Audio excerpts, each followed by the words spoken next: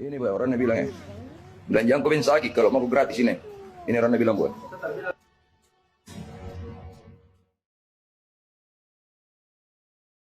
Sebuah video yang beredar di media sosial menampilkan seorang petugas rumah sakit di Makassar memberikan pernyataan kontroversial kepada seorang pasien. Dalam video tersebut, petugas yang dimaksud terdengar mengatakan jangan sakit kalau mau berobat gratis. Pernyataan ini memicu berbagai reaksi dari masyarakat, terutama terkait dengan pelayanan kesehatan dan aksesibilitas bagi warga yang membutuhkan. Hingga saat ini belum ada klarifikasi resmi dari pihak rumah sakit terkait insiden itu. Kejadian ini menambah daftar panjang insiden terkait pelayanan kesehatan di Makassar. Sebelumnya, kasus serupa telah terjadi, seperti penolakan pasien BPJS di RSUD Daya Makassar karena dianggap bukan kasus darurat.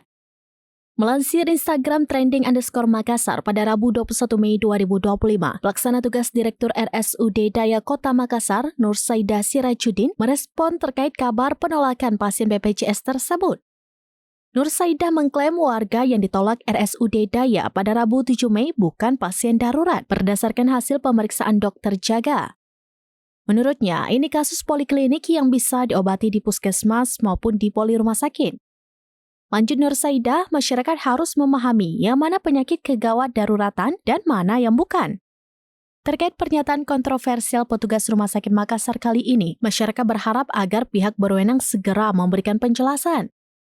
Selain itu diharapkan pula pihak terkait untuk memastikan bahwa pelayanan kesehatan tetap dapat diakses oleh semua kalangan tanpa pilih kasih. Ini buat orangnya bilang ya. Belanjaan kau sakit kalau mau gratis ini. Ini orangnya bilang buat.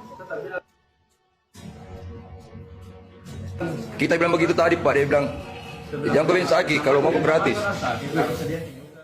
Download Tribun X sekarang, menghadirkan lokal menjadi Indonesia.